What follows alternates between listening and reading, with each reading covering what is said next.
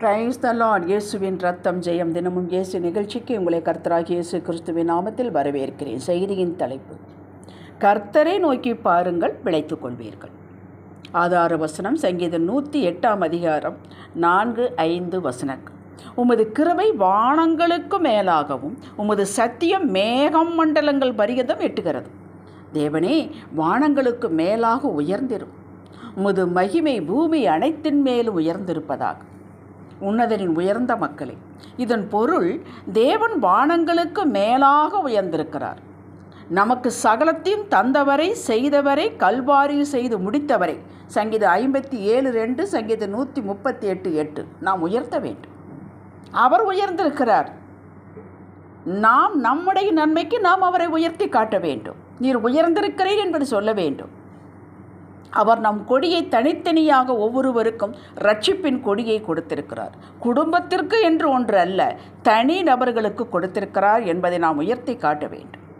நான் ரட்சிக்கப்பட்டவள், நான் சபைக்கு போகிறவள், நான் ஆராதனை செய்யக்கூடியவள் என்பதை உங்கள் பேச்சிலும் செயலிலும் காட்ட வேண்டும், உயர்த்தி காட்ட வேண்டும். மக்கள் இதை பார்க்க வேண்டும். வெறும் வாய் அல்ல, செயலில் காட்ட வேண்டும். சிலுவையின் ஜெயக்கொடியை உயர்த்தி பிடிக்க வேண்டும். அப்பொழுது பிசாசு உங்களுடைய எல்லைக்கே வரமாட்டான். இதில் தவறுவதால் தான் நாம் சில வேளைகளில் அல்லல் படுகிறோம். இதை எப்படி உயர்த்தி பிடிப்பது? இதற்கும் கர்த்தரே நமக்கு முன்னோடியாக நின்று காட்டுகிறார். இஸ்ரவேல் மக்கள் கானான் நோக்கி வனாந்தரத்திலே பிரயாணமாய் போய் கொண்டிருக்கும் போது வானத்திலிருந்து மன்னாவை கொடுத்தார். கண்மலையை பிளந்து தண்ணீர் கொடுத்தார். ஆனாலும் மக்கள் தேவனுக்கும் மோசேக்கு விரோதமாக பேசினார்கள், முறுமுறுத்தார்கள். அப்பொழுது கர்த்தர் கொள்ளிவாய் சர்ப்பங்களை ஜனங்களுக்குள்ளே அனுப்பினார். அவைகள் ஜனங்களை கடித்ததினால் இஸ்ரவேலுக்குள்ளே அநேக ஜனங்கள் செத்தார்கள். ஜனங்களுக்காக மோசே மன்றாடினார் தேவனிடம். மோசே கர்த்தரிடம் விண்ணப்பம் பண்ணினான். கர்த்தர் மோசேயை நோக்கி, நீ ஒரு கொள்ளிவாய் சர்ப்பத்தின் உருவத்தை செய்து அது ஒரு கம்பத்தின் மேல் தூக்கி வை. கடிக்கப்பட்டவன் எவனோ அவன் அதை நோக்கி பார்த்தால் பிழைப்பான் என்றார். மோசே அப்படியே செய்தான். மக்கள் பிழைத்தார்கள். அன்று இஸ்ரவேல் மக்களின் பாவத்திற்கு பரிகாரமாக சர்ப்பத்தின் உருவம் கொடியாக உயர்த்தப்பட்டது. அந்த கொடியை பார்த்தவர்கள் பிழைத்தார்கள். இது கர்த்தர் கொடுத்த பரிகார கொடி. இதைத்தான் யோவான் 3:14-15 இயேசு சொன்னார். சர்ப்பமானது மோசேயினால் வனாந்தரத்திலே உயர்த்தப்பட்டது போல மனுஷகுமாரனும் தன்னை விசுவாசிக்கிறவன் எவனோ கெட்டு போகாமல் நித்திய ஜீவனை அடையும்படிக்கு உயர்த்தப்பட வேண்டும் என்றார். இயேசு உயர்த்தப்பட வேண்டும். உங்கள் வாழ்வில் உயர்த்தப்பட வேண்டும். நீங்கள் எதை உயர்த்தி கொண்டு காட்டிக்கொண்டிருக்கிறீர்கள்? உங்கள் பிரச்சனைவா, அல்லது உங்களுடைய பணக்கார சொந்தத்தைவா, அல்லது உங்களுடைய எதை நீங்கள் உயர்த்தி காட்டுகிறீர்கள்? காலையிலிருந்து இரவு வரை எதை உயர்த்தி பிடிக்கிறீர்கள்? யோசித்து பாருங்கள். அன்று வெண்கல சர்ப்பத்தை பார்த்தவர்கள் உயிர் பிழைத்தார்கள்.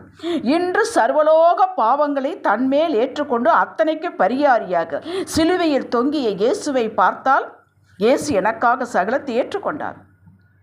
இனி எந்த பாவமும் நஷ்டமும் கஷ்டமும் இல்லாமையும் வறட்சியும் தரித்திரமும் என்னை அணுக முடியாது என்ற விசுவாச அறிக்கையை தூக்கி பிடிக்கும் போது இதுதான் நாம் ஏற்றக்கூடிய கொடி. ஆமேன் என்று கர்த்தர் கிரியை செய்கிறார் உங்களுடைய வாழ்வில்.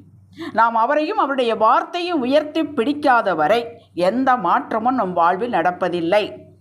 இதற்கு நேரமில்லை என்று சத்தியத்திற்கு முழுமையாக அறியாத அறியாமையினால் சொல்லிக்கொண்டு நம்மை நாமே கீழே தள்ளி கொண்டிருக்கிறோம். யாரும் நம்மை தள்ள வேண்டியதில்லை. 1 சாமுவேல் 7:12 வசனத்தில் சாமுவேல் ஒரு கல்லை எடுத்து மிஸ்பாவுக்கும் சேனுக்கும் நடுவே நிறுத்தி, இம்மட்டும் கர்த்தர் எங்களுக்கு உதவி செய்தார் என்று சொல்லி அதற்கு எபினேசர் என்று பெயரிட்டான். ஆம், யாவரும் அன்று கர்த்தரை உயர்த்தி பிடித்தார்கள். அவர் செய்த நன்மைக்கு பிடித்தார். அதற்கு காரணம் இருந்தது. 1 சாமுவேல் 7:10 வசனத்தில் சாமுவேல் சர்வாங்க தகனங்களை செலுத்துகையில் இது நாம் செய்ய வேண்டியது. பெலிஸ்தியர் இஸ்ரவேலின் மேல் யுத்தம் பண்ண நெருங்கினார்கள்.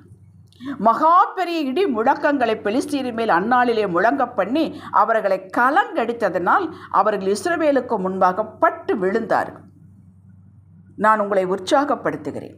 எப்பொழுதெல்லாம் சோர்ந்து போகிறீர்களோ, துர்ச்செய்தியை கேட்கிறீர்களோ, சவால்களை சந்திக்கிறீர்களோ, பயப்படுகிறீர்களோ, காரியம் கைமீறி போகிறது என்று உணர்கிறீர்களோ, அப்பொழுதெல்லாம் உடனே போனை எடுத்து நண்பர்கள் உறவுகளை கூப்பிடாதீர்கள். ஏன் ஆவிக்குரிய தகப்பன் தாயை கூட அழைக்க வேண்டாம். மண்டியிட்டு கர்த்தரை உயர்த்துங்கள். முடியாவிட்டாலும் செய்யுங்கள். எப்படி உயர்த்துவது? அவர் இந்நாள் வரை செய்தது உங்களுக்கு செய்யாவிட்டாலும் பரவாயில்லை. இஸ்ரவேல் மக்களுக்கு செய்ததை சொல்லுங்களேன், யோசேப்புக்கு செய்ததை சொல்லுங்கள், யாக்கோப்புக்கு செய்ததை சொல்லுங்கள். ஏன் உங்களுக்கு செய்யவில்லை? மூச்சு விட்டு கொண்டிருக்கிறீர்களே. உயர்த்தி பிடியுங்கள், அவர் ரட்சிப்பை உயர்த்தி பிடியுங்கள், அவருடைய இரத்தத்தின் மகிமையை உயர்த்தி பிடியுங்கள். பிரச்சனைகளை மறக்கும் அளவிற்கு அவரை துதியுங்கள். கண்ணீர் மல்க ஸ்தோத்திரியுங்கள். கதவை பூட்டிக் கொண்டு தனியாக அமர்ந்து சத்தமிட்டு அவரை உயர்த்துங்கள். எத்தனை நாட்களோ உட்கார்ந்திருக்கு, அமர்ந்திருக்கு, சேரின் கால்களை பிடித்து நான் அழுது கதறி கொண்ட நாட்கள் உண்டு. கண் விழித்து பார்க்கும்போது கீழே தரையிலே படுத்திருப்பேன். அந்த மறக்கும் அளவுக்கு என் தேவனை நான் உயர்த்தி பிடித்திருக்கிறேன். பின் சந்தோஷமாக எழும்புங்கள், சகலம் உங்களை விட்டு நீங்கிவிடும். நீங்கள் எதிரியை தேடினாலும் காண மாட்டீர்கள். சத்தியம் இது. சாட்சிகள் ஏராளம் உண்டு, நேரமில்லை. 2 நாளாகம் 20ஆம் அதிகாரம் யோசபாத்தின் சாட்சிதான் நின்று பேசும் சாட்சி. வாசியுங்கள். அடுத்து லூக்கா 1ஆம் அதிகாரம் 38வது வசனத்தில் மரியாள் தேவதூதனின் வார்த்தையை முதலில் ஏற்க சிரமப்படுகிறாள். நீ கருவுருவாய் ஒரு ஆண்மகனை பெறுவாய் என்று சொல்லும் பொழுது கொஞ்சம் தயக்கம் காட்டுகிறாள். பின் ஏற்றுக்கொண்டாள். உடனே சாட்சியாக இருந்த எலிசபெத்தை காண புறப்பட்டாள். இதுதான் அவள் உயர்த்தி காட்டினது. ஏற்றுக்கொண்டால், நம்பினால், விசுவாசித்தால் நான் போய் எலிசபெத்தை பார்க்க போகிறேன் என்று புறப்பட்டாள். இது அவள் ஏற்றின கொடி. கர்த்தரை உயர்த்தி பிடித்தாள். உங்களுக்கும் வாக்கு கிடைத்திருக்கும். இயல்பாகவே இப்படியெல்லாம் நடக்குமா என்ற சந்தேகம் வந்திருக்கும். பரவாயில்லை. இப்போது ஆவியானவர் உங்களிடம் பேசுகிறார், உணர்த்துகிறார், சொல்லுகிறார். தேவனாலே கூடாத காரியம் ஒன்றுமில்லை. லூக்கா 1:37 படி 1:37 கொடுத்த வாக்குகளை அறிக்கை செய்து எனக்கு அப்படியே நடக்கும் என்று உங்கள் விசுவாசத்தை கீழ்ப்படுத்தி உயர்த்தி பிடியுங்கள். ஆண்டவருடைய வார்த்தையை உயர்த்தி பிடியுங்கள். அதுதான் ஜெயிக்கும். உங்கள் பிரச்சனையை உயர்த்தி பிடிக்காதீர்கள், உங்கள் கண்ணீரை உயர்த்தி பிடிக்காதீர்கள். நிச்சயம் நடக்கும். ஒவ்வொரு நாளும் கர்த்தர் சொல்லும் ஒவ்வொரு காரியத்தில் கீழ்ப்பிடிந்து உங்கள் கொடியை உயர்த்தி தேவனுக்கு காட்டுங்கள். அவர் நீதியுள்ளவர், உண்மையுள்ளவர். உங்களை ஆசீர்வதித்து உயர்த்தி உங்களது கொடியை யாவரும் பார்க்கும் வண்ணம் உயர்த்தி காட்டுவார். இன்னார் இதுவரை எங்கிருந்தார்களே தெரியாது என்று பார்க்கும் அளவுக்கு, வாய் பிளக்கும் அளவுக்கு உங்களை ஆசீர்வதிப்பார். சின்ன காரியத்தில் கீழ்ப்படுதலை காட்டுங்கள்.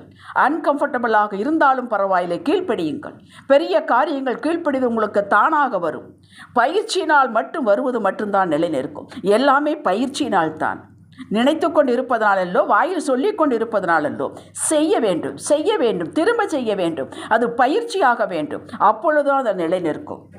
ஜெபிக்கலாம். தகப்பனே, வாழ்வு காலத்திலும் சரி தாழ்வு காலத்திலும் சரி உண்மையே உயர்த்தி பிடிப்போம். எங்கள் கண்கள் உண்மையே நோக்கி பார்க்கும். நாங்கள் பிரகாசம் அடைவோம். ஒரு நாளும் எதற்கு நாங்கள் வெட்கப்பட்டு போக மாட்டோம் என்று இயேசுவின் நாமத்தில் அறிக்கை செய்கிறோம் எங்கள் ஜீவனுள்ள பிதாவே. ஆமேன். ஹல்லேலூயா.